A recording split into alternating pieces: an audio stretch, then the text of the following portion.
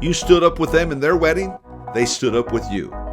You stood with them when their integrity was in question. You were accountability partners. You would give your life for this ministry friend that you partnered with for years. And now they've turned their back on you. They don't return calls or texts. What do you do with that? That's exactly what we're going to talk about in this episode. How to deal with betrayal in ministry. Here we go.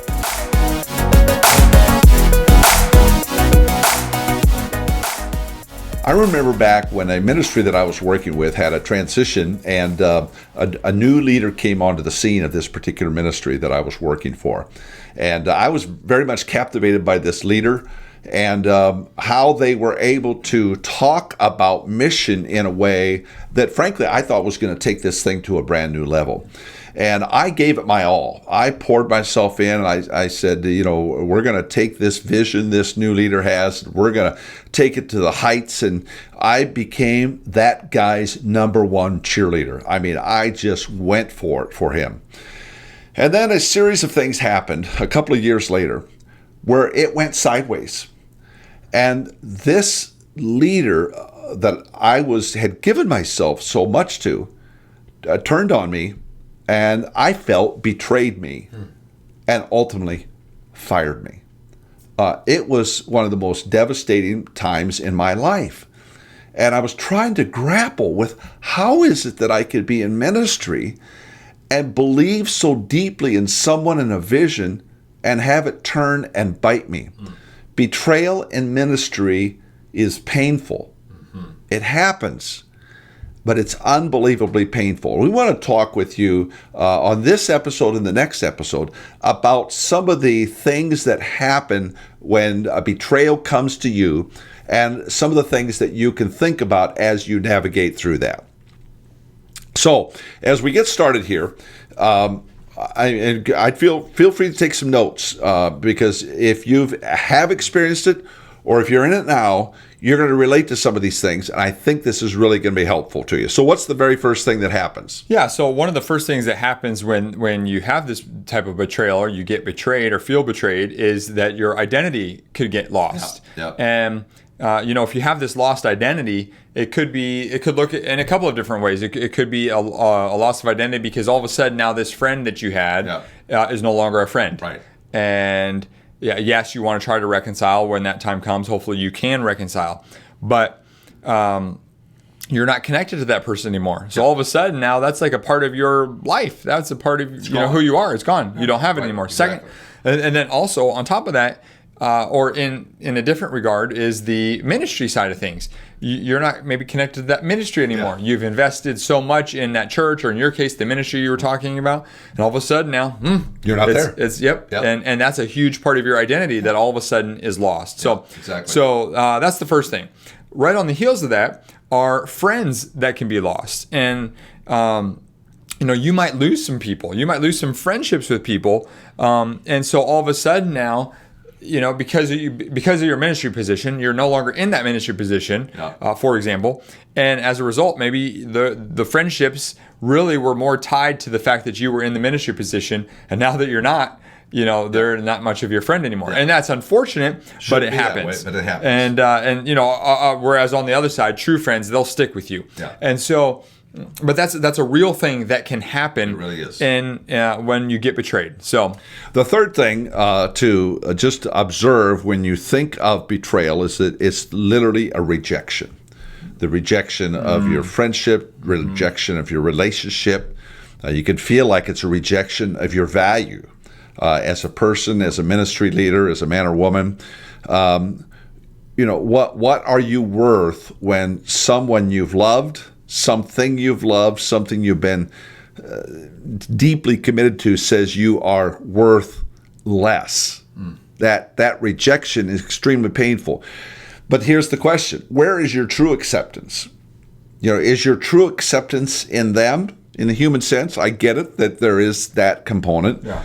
But is your true acceptance in your ministry friends, or is it in Jesus? Of course, we know the answer to that. But navigating through that is a tough one. And I will say something you could reference if you want to take a look at episode 4. We talked about the subject of what to do when people turn on you. So when this rejection happens, what do you do in ministry? And I'd strongly encourage you to take a look at that one. The fourth one we want to mention is when betrayal happens, from your perspective, sometimes untruths are told and then believed. Yeah. Now, in saying this, I'm not suggesting that any of your ministry partners are lying, but we are all human, and we have we have our vantage point of what we see of the facts that result that we're in the crossfire of this betrayal. Right. And if an untruth is told and then believed by others, and you're on the outside and you're kind of saying, what is up with this? Of course, you immediately want to defend. Yeah. And you want to say, that is not true. But going back, whose job is it to defend you? Right. Are you going to do a better job at it, or are you going to let the Lord do it? Exactly. Humanly, this is really tough. Yeah. But you've got to leave this with the Lord. You know what the truth is. And regardless of what's being believed out there, if you'll leave this with the Lord, you're really going to find yourself in much better position. Yep. Well, that's good. Well, let me just summarize those four for today. And then, of course, like we mentioned, part 2 will be coming up in the next episode. But here's some things that happen when you feel betrayed. First is you have identity lost.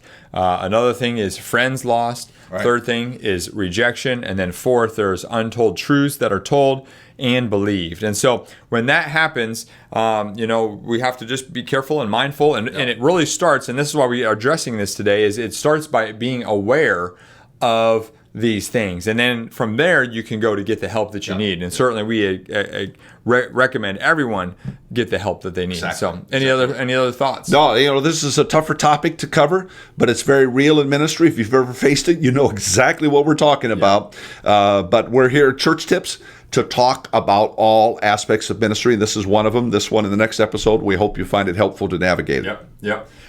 Switching gears real quick before we wrap up, want to make sure you have checked out, if you haven't yet, the Kids Ministry Track, which is the brand new course that we put together. It's part of our Church University online courses that we provide for pastors. And so this course is 44 videos of teaching how to do kids ministry. And we are having a special week launch discount that you want to make sure to go to churchuniversity.com, where you can find out all the details about that. And then as well, please subscribe to this show, whether it's on YouTube, whether you're listening on one of the podcast platforms. And as well, we'd love to have you rate and review so that we can get the feedback from you on the Church Tips show and be able to help to get the word out to others who also need to know the church tips. Absolutely. Well, with that being said, we'll look forward to seeing you next time. Hey, Jonathan here, real quick before you go. Everything in your ministry rises and falls on your leadership. So investing in your leadership is essential to staying healthy and growing the ministry. And that's why I want to invite you to join us inside the Leaders.Church membership. This online streaming service for pastors gives you access to more than 300 videos plus training material to level up your leadership and improve your ministry skills. If you'd like to do that, I want to invite you to go to Leaders.Church/boost. Again, that's Leaders.Church/boost. Well, thanks again for joining us on the Church Tips podcast. We'll look forward to seeing you next time.